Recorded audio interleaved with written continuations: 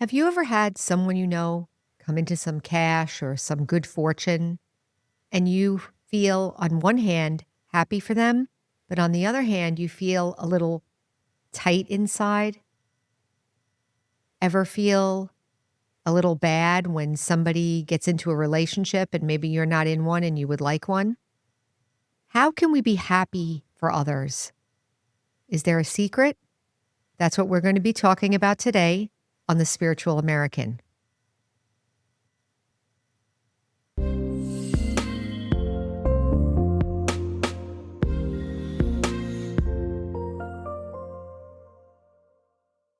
Welcome back, everyone.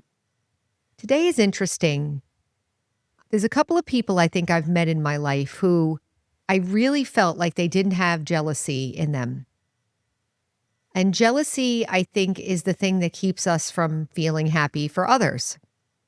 We don't feel happy because we feel like we deserve it, or we feel bad, or we feel a little angry, or maybe we feel that it's not fair that that person gets something and maybe I don't. We don't often talk about this because maybe we're civilized enough to not show it, and maybe we're able to give a card and smile and so forth. But in meditation, in Raj Yoga meditation, the idea is to actually get the inside to match the outside. So if I'm smiling and saying, "Oh, I'm so happy for you," the idea is to get the inside to be happy for them too. So today we're going to talk about what is going on inside and how can we shift it. When someone else is having something good happen, in my heart of hearts, I don't have anything against that person. So why can't I be happy for them? So the one word, like I said, is jealousy. But what is jealousy? Jealousy is, you can call it a complex emotion. I'm going to say generally, jealousy is when something happens and it triggers a desire within me. And because it's not happening to me, I feel bad about myself. So I'm angry at myself because this thing is happening or not happening. Now, if you're all sitting here listening to this and you're not in the middle of a jealous moment, that doesn't sound like it makes much sense. Why would I get mad at myself because somebody else found a relationship? Why would I get mad at myself if somebody had got a good job? Why would I be mad at myself if somebody won the lottery? So let's take a look at why. We have to look at circumstances versus principles. So I wrote down here, focus on the principle, not the circumstances. So when we talk about spirituality, I'll give the spiritual example first, and then we'll put it into the life.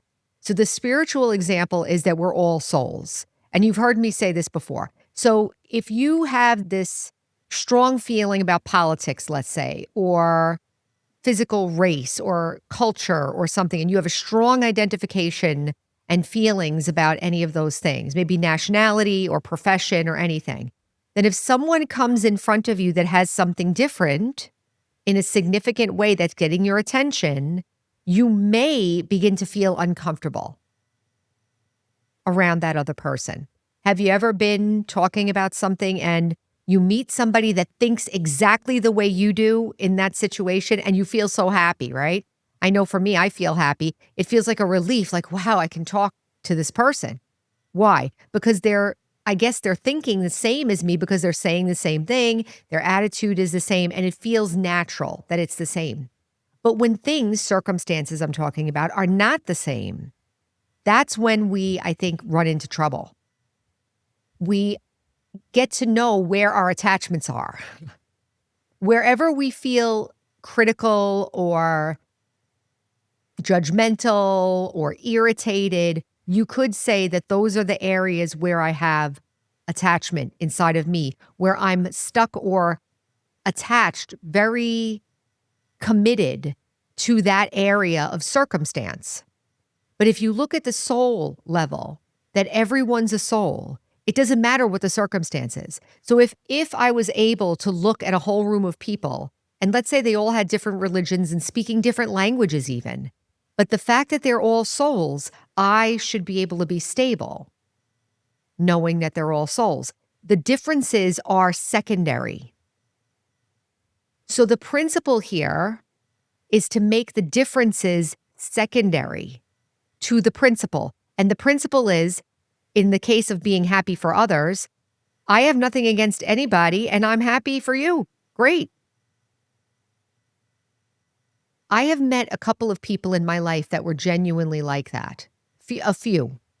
Where they really said, I had one friend who said, I never in my life have been jealous.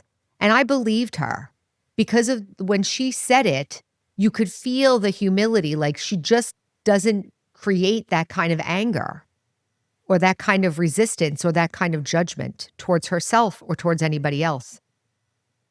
I felt that that was a really big power, actually, when she said that, because I was like, wow, really? And I could feel that she was telling the truth. So how can we work this in terms of being happy for others? And of course, being happy for myself too. I think that we use that same jealous thing and that same judgmental thing on ourselves also. You're supposed to be this way, you failed, you're not doing right, you got to do it this way, that way. It's the same principle. Then I'm looking at them and I'm saying, why did they get that? Why did they don't deserve it. So whatever I'm doing to myself, I'm also doing to other people. We don't talk about this because we have a society that gives us things to do instead. So we put our behavior on top of all those feelings. Oh, congratulations.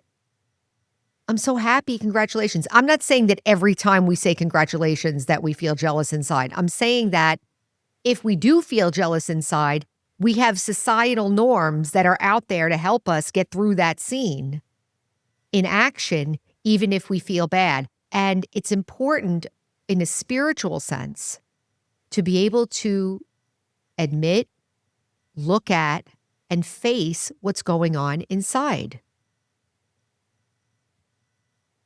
How many of you have felt bad or felt jealous of a friend or a family member and felt like when they were doing well, you almost felt that you were even more angry at them because they were doing well? It's almost like the heart is cursing them, cursing me, cursing everybody, you know? Have you ever felt that you could almost curse the world, so angry about what's going on? Jealousy is anger. If you feel anger, are you able to feel happiness? No. Nope. So let's take a look at this a little bit deeper. If I feel angry, it's not possible for me to feel happy. Now, I may be saying that I'm happy. I may be saying congratulations, but internally I'm feeling angry.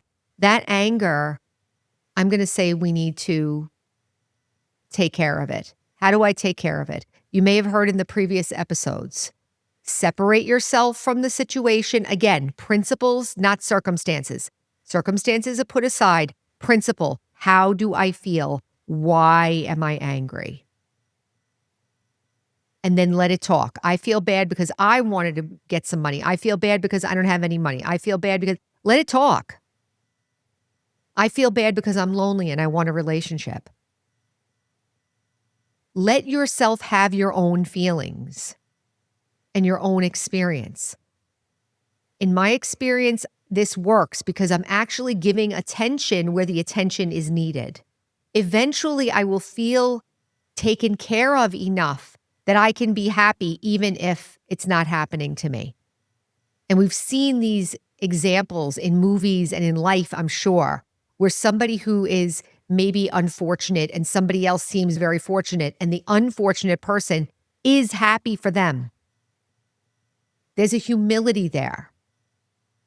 Humility meaning that I know my own worth. Even though that isn't happening for me, I'm not going to get angry and I'm not going to feel afraid and I'm not going to feel bad and I'm not going to curse them and I'm not going to curse myself.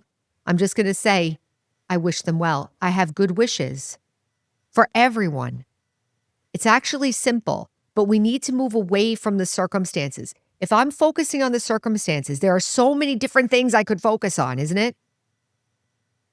Their hair, the way they talk, their clothes, who they're in a relationship with, who they're not in a relationship with. They have animals, they don't have animals. They live in this street, they live on that street. Oh my gosh. They got this job, they didn't get this job. It's a unlimited nightmare of circumstances. So one of the secrets of spirituality is to be able to stay in the principle of things and remind yourself not to get caught up in the circumstances. So then how do I be happy? Well, if I'm not caught up in the circumstances, I'm reminding myself, I'm a soul. My nature is peace. My nature is happiness. And then I can ask myself, so this is the second part. The first part is get the attention back on myself. The second part is to generate the actual feelings I have in my heart about the person or about the situation. Do I really begrudge them that job? Really? Probably not. Do I really wish that they didn't have that relationship or that they weren't happy? No, of course not. So let myself settle into that and be generous in that moment. And the last thing I'll leave with is that after I do that, you may ask, what about my desires and what about what I actually wish for? I would say in those moments, remember that everyone's playing their part. So this is another piece of knowledge that we can bring in, the principle. Everyone's playing their part, and I'm playing my part. So my part right now is not to win the lottery. Okay, so am I going to get mad at that? I heard somebody say one time, you can want to play basketball all you want, but if you're 4'10" and, whatever, you're probably not going to play professional basketball. But that's not something that you should feel bad about, or it's just your part. So what are the principles? Move away from the circumstances and into the principle. What's the principle? We're all souls. We're all playing our part. In my heart of heart, I don't have anything against anyone.